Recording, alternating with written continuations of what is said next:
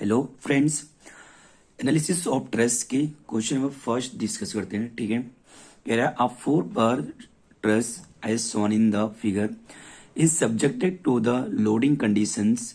The modulus of elasticity of material is 20,000 Newton per mm square.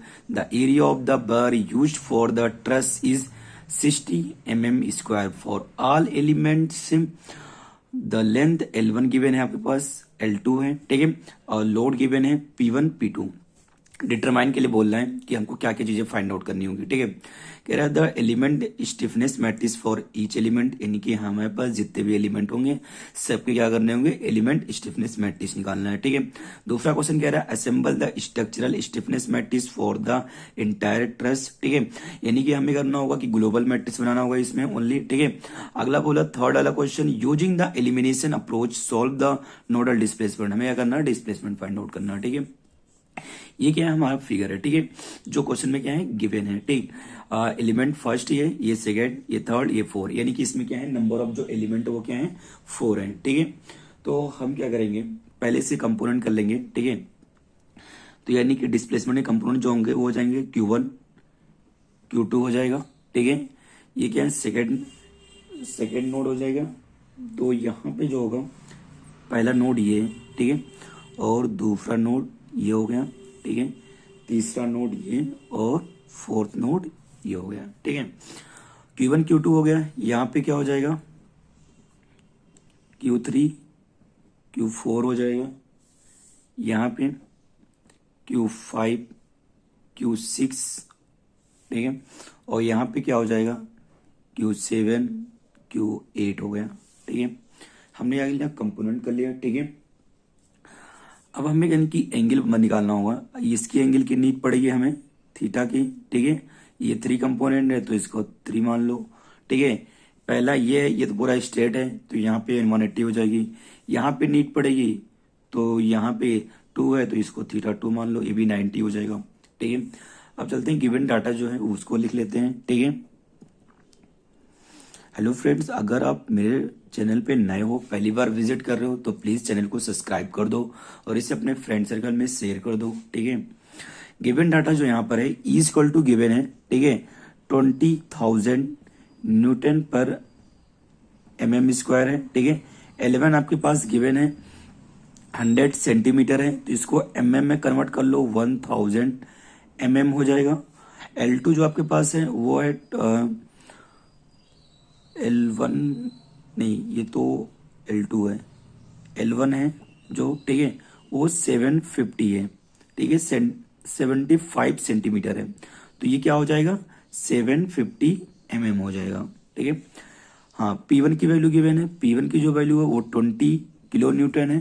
ठीक है, और P2 की वैल्यू जो है वो है आपके पास 25 किलो न्यूटन है। ठीक है, अब यहां से हम क्या करेंगे, पहला एलिमेंट लेंगे। ठीक है, इसके जो एंगल है उसको निकालेंगे। ठीक है, और एंगल के बाद क्या करेंगे, लेंथ तो कर लेंगे, लेंथ के बाद कैलकुलेशन स्टार्ट करेंगे। ठीक है,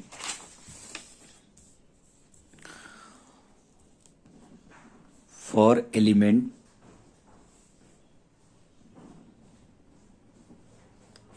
फर्स्ट θ1 इक्वल टू क्या हो जाएगा, यहाँ पे 180 हो जाएगा। इसलिए हो जाएगा क्योंकि ये पूरी लाइन क्या है, स्ट्रेट है। ठीक है, और यहां से जब C की वैल्यू निकालोगे आप तो C की वैल्यू -1 आएगी और S की वैल्यू क्या होगी, 0, क्योंकि C यानी कि cos थीटा, cos 180 की वैल्यू -1 होती है और sin 180 की वैल्यू 0 होती है। ठीक है, यहाँ से L1 की जो वैल्यू हो जाएगी, यानी कि L1 ऐसा यही होगा। ठीक है, मतलब एलिमेंट 1 के लिए यही क्या हो जाएगा, यानी कि L1 की वैल्यू यही हो जाएगी जो L2 की वैल्यू यानी कि गिवन है। ठीक है, तो यानी कि 1000 mm ये क्या हो गया, L1 की वैल्यू हो जाएगी। ठीक, आगे क्या करेंगे, फॉर्मूला लिख लेंगे एलिमेंट स्टिफनेस मैट्रिक्स की।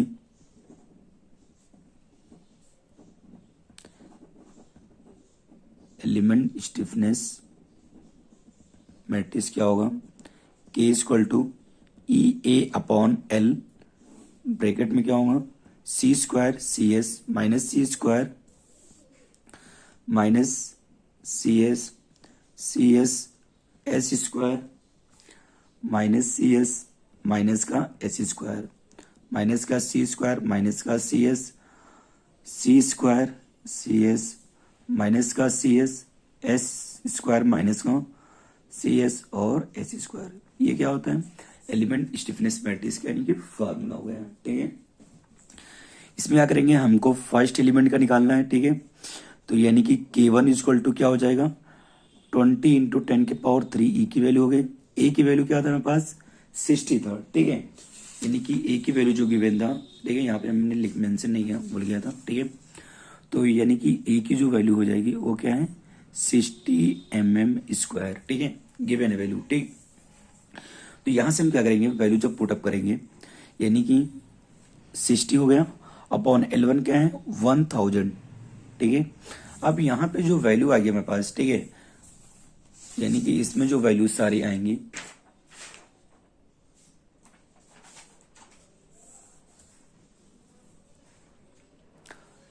सी की वैल्यू क्या है -1, तो यहाँ पे 1 आ जाएगा। ठीक है, सी एस की वैल्यू क्या है 0, तो यहाँ पे 0 हो जाएगी। अब माइनस सी स्क्वायर, तो यहाँ पे -1 और ये सी एस 0। ठीक है, एस की वैल्यू 0 है तो पूरा कॉलम जो सेकेंड वाला है वो पूरा 0 हो जाएगा। यहाँ पे -1 0 1 0। ठीक है, ये एलिमेंट स्टिफनेस जो मैट्रिक्स है हमारा पहले एलिमेंट का क्या होगा, ये बन गया। ठीक है, ये हमारा क्या हो गया, पहला एलिमेंट हो गया। फॉर एलिमेंट 2 के लिए,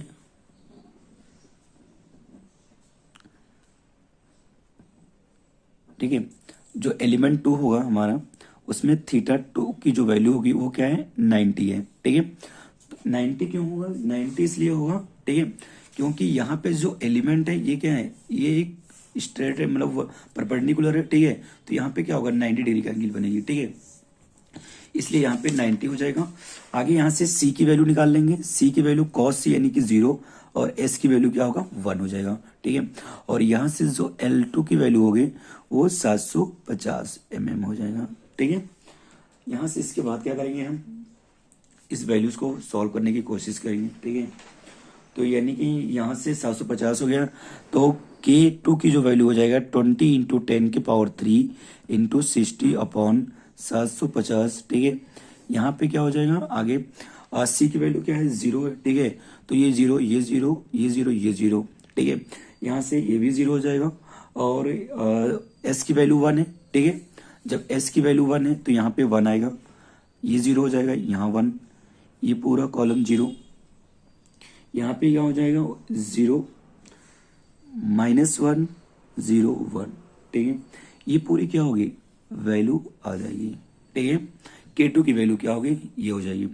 हम क्या करेंगे, इसको सॉल्व करेंगे, तो K2 में 12 यानी कि 20 और 60 कर लेंगे, मल्टीप्लाई कर लेंगे, तो यानी कि 1200 आ जाएगा। इसको क्या करेंगे बाहर रख लेंगे, और 10⁻³ है और 750 है।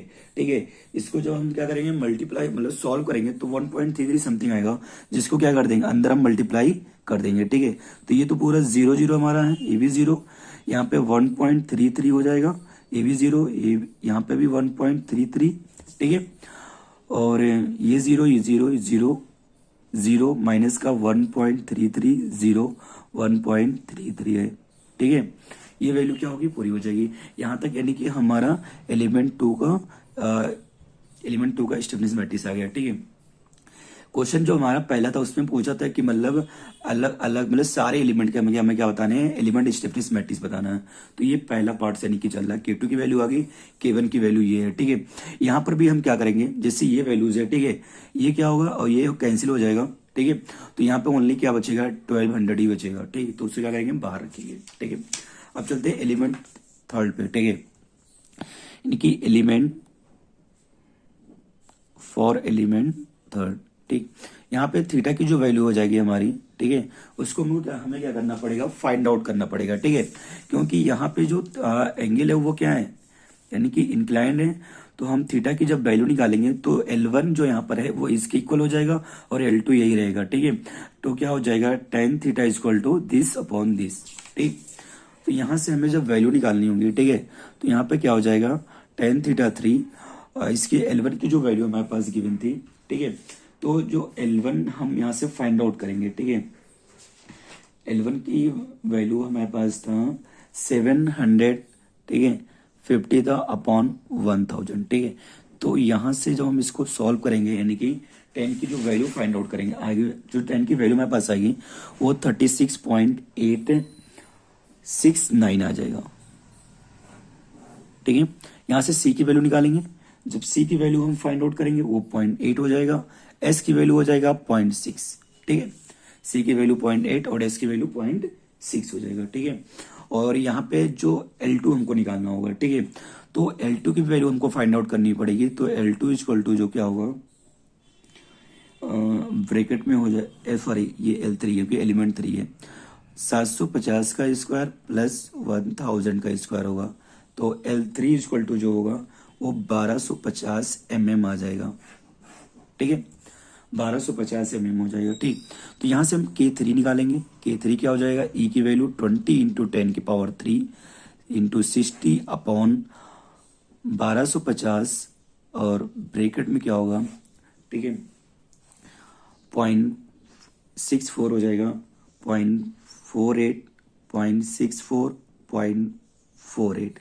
यहाँ पे क्या हो जाएगा माइनस, सॉरी यहाँ माइनस ही होगा, यहाँ माइनस नहीं होगा, ठीक है, क्योंकि यहाँ पे माइनस, यहाँ पे क्या हो जाएगा माइनस ये भी होगा, माइनस ये भी होगा, ठीक है। आगे यहाँ पे 48 हो जाएगा कॉलम 2 में, ये 0.36 माइनस 0.48 और माइनस 0.36, ठीक है। कॉलम थर्ड वाला हम लिखेंगे -0.64 माइनस 0.48 0.64 0.48। यहाँ पे हो जाएगा माइनस का 0.48 माइनस का 0.36 और 0.48 0.36, ठीक है। ये हमारे पास निकल गया common element stiffness matrix column 3 का आ जाएगा, ठीक है। एक चीज और कर लेंगे, यहाँ पे थोड़ा सा और सॉल्व कर लेंगे। K3 की वैल्यू जो यहाँ पे हो जाएगी 1200 बाहर रख लेंगे, ठीक है, इनकी 1000 अपॉन 1250 करेंगे, ठीक है। 1000 अपॉन 1200 जब 50 करेंगे, ठीक है, तो इसकी जो वैल्यू समथिंग आएगी वो 0.8 आएगी, ठीक है। हम क्या करेंगे 0.8 से अंदर पूरे को मल्टीप्लाई कर देंगे, ठीक है। जब इसको क्या करेंगे मल्टीप्लाई करेंगे, ठीक, तो यानी कि 0.512 आएगा यहाँ पे, और यहाँ पे 0.384 और माइनस का 0.512 और माइनस का 0.384, ठीक है। यहाँ पे जो हो जाएगा 0.384 और 0.288, यहाँ पे हो जाएगा माइनस का 0.384 माइनस का 0.288 हो जाएगा, माइनस का 0.512 माइनस का 0.384 और 0.512 हो जाएगा, यहाँ पे 0.384, यहाँ पे माइनस का 0.384 माइनस का सॉरी ये हाँ सही 288 और 0.388 और 0.288, ठीक है। ये जो होगी ये पूरी वैल्यू हो जाएगी, ये 4 होगा, सॉरी, ठीक है। तो यहां से हमारा क्या होगा एलिमेंट थर्ड का स्टिफनेस मैट्रिक्स आ जाएगी, ठीक है। अब चलते हैं एलिमेंट 4 पे। फॉर एलिमेंट 4, ठीक है, यहाँ पे थीटा की वैल्यू, यहाँ पर भी जब थीटा की वैल्यू हम निकालेंगे उसकी वैल्यू 180 हो जाएगी, ठीक है, क्योंकि वो पूरा क्या है हॉरिजॉन्टल है, ठीक है। यहाँ से C की वैल्यू -1 और S की वैल्यू हो जाएगी 0, ठीक है। L4 की जो वैल्यू होगा वो जो L2 की वैल्यू होगी वही क्या होगा L4 की वैल्यू होगा 1000 हो जाएगा mm, ठीक है। यहाँ से K4 की वैल्यू निकालेंगे हम, ठीक। तो K4 इक्वल टू हो जाएगा 20 इंटू 10⁻³ इंटू 60 अपॉन 1000, ठीक है। ब्रैकेट में क्या आ जाएगा 10 माइनस 10, ये पूरा कॉलम क्या होगा 0 हो जाएगा। यहाँ पर आ जाएगा माइनस का 1 0 1 0 0 0 0, ठीक है। ये क्या होगा हमारे पास एलिमेंट 4 की जो मैट्रिक्स आएगी, ठीक है, वो हमारे पास ये आ जाएगी, ये कैंसिल हो जाएगा, यहाँ पर 1200 आ जाएगा, ठीक है। यहाँ से क्या होगा हमारे पास एलिमेंट 4 का मैट्रिक्स आ जाएगा, ठीक।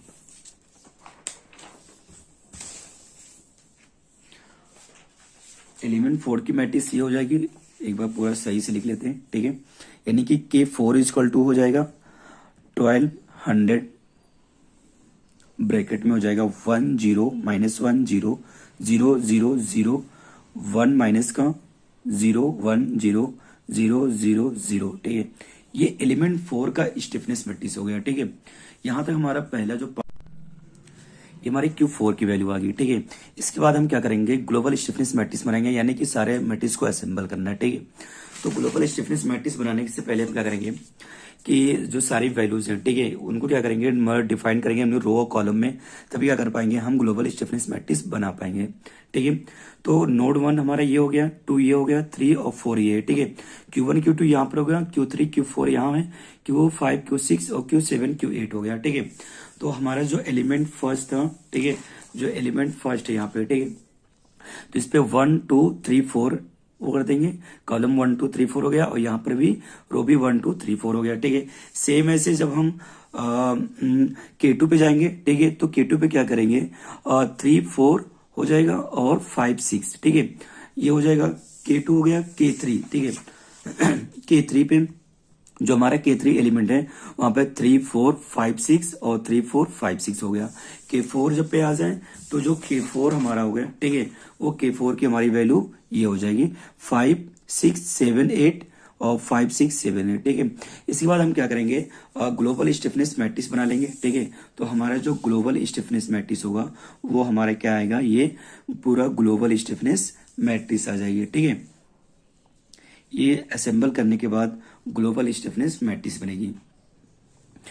यहां से हम असेंबल कर ले, ये हमारा क्वेश्चन नंबर सेकंड पार्ट था, यानी जो क्वेश्चन में सेकंड पार्ट पूछा था वो ये पूछा था कि assemble the structural stiffness matrix को। ठीक है, हम क्या करेंगे, इसको असेंबल कर लिए। ठीक है, इसके बाद जो थर्ड वाला पार्ट उसने पूछा है वही कह रहा है कि नोडल डिस्प्लेसमेंट बताना है। ठीक है, तो नोडल डिस्प्लेसमेंट हम कैसे निकालेंगे देखते हैं। ठीक है, तो नोडल डिस्प्लेसमेंट के लिए क्या करेंगे, ठीक है, स्टार्ट में क्या करेंगे, सॉल्व कर लेंगे नोडल मतलब डिस्प्लेसमेंट के लिए जो वैल्यूज हमको करनी है। ठीक है, यहाँ पर के क्यू इक्वल टू एफ होगा। ठीक है, के की वैल्यू पुटअप करेंगे, क्यू की वैल्यू पुटअप कर लेंगे। ठीक है, और एफ की वैल्यू। ठीक, इसके बाद क्या करेंगे, हम बाउंड्री कंडीशन अप्लाई करेंगे। ठीक है, तो जो हमारा बाउंड्री कंडीशन होगा, ठीक है, उसमें क्या है, ठीक है, Q2 की वैल्यू भी 0 है। ठीक है, सॉरी यहाँ पे Q1 की वैल्यू होगी 0। ठीक है, Q1 की और Q1 हो जाएगा, Q2 की वैल्यू होगी। ठीक है, Q1 और Q2 की वैल्यू 0 हो जाएगी। ठीक है, ठीक है, इतनी वैल्यू क्या होंगी, 0 होंगी। और F2x यानी कि जो F2x है यानी कि इसकी वैल्यू 20 किलो न्यूटन है, और F3y है, F3y यानी इसकी वैल्यू है 25 किलो न्यूटन है, और जो F3x है इसकी वैल्यू क्या हो जाएगी, 0। ठीक है, क्यों 0 हो जाएगी, क्योंकि यहाँ पर डायग्राम में चलते हैं। ठीक है, यानी कि यहाँ पर इन सब की वैल्यू क्या होगी, 0 हो जाएगी, यानी Q1 Q2 Q7 Q8 की वैल्यू 0 हो जाएगी। यहाँ पर Q3 पे यानी कि फोर्स लगा हुआ है, यहाँ पर Q3 में डिस्प्ले होगा, डिस्प्लेसमेंट होगा, Q4 की वैल्यू 0 हो जाएगी। यहाँ पर कोई भी ना तो हिंज लगा ना तो रोलर लगा हुआ है। ठीक है, तो यहाँ पर Q5 और Q6 की वैल्यू निकालनी पड़ेगी। ठीक है, और यहाँ पे क्या होगा, Q6 यानी कि ऊपर की तरफ जो जा रहा है यानी कि 3y उसकी P2 की वैल्यू हो जाएगी, जो F, ठीक है, 3x उसकी वैल्यू क्या होगी, 0 होगी। ठीक है, तो यहाँ पे जब सारी वैल्यूज हम पुटअप करेंगे, ठीक है, तो यानी कि Q1 जो हमारा Q1 है, ठीक है, ये पूरी वैल्यू और ये वैल्यू क्या होगी, 0 हो जाएगी। ठीक है, ऐसे Q2 की वैल्यू पूरी 0 हो जाएगी। ठीक है, हमारे पास जो वैल्यू बचेगा वो 3 बचेगा, ये 3 की वैल्यू बचेगी, और 5 की बचेगी, 6 की वैल्यू बचेगी। ठीक है, ये वैल्यू क्या होगा, 0 नहीं होगा। ठीक, तो यहाँ पे जो रिमेनिंग वैल्यू होगी उसे हम लिख लेंगे। ठीक है, ये रिमेनिंग वैल्यू हमारी आ जाएगी, इसको सॉल्व करेंगे तो यहाँ से हमें Q1 Q2 Q3 की वैल्यू आ जाएगी। ठीक है, उसके बाद हमें नोडल डिस्प्लेसमेंट लिखना है। ठीक है, nodal displacement vector for the entire structure, उसको हम क्या करेंगे, इस फॉर्म में लिखेंगे। ये हमारा थर्ड पार्ट था, उसने क्या किया था, थर्ड पार्ट हमसे यही पूछा था। ठीक है, अगर वीडियो अच्छी लगी हो, आपको पसंद आई हो, आपके लिए हेल्पफुल है तो इसे लाइक कर दो, प्लीज आप इसे सब्सक्राइब कर दो। ठीक है, थैंक यू।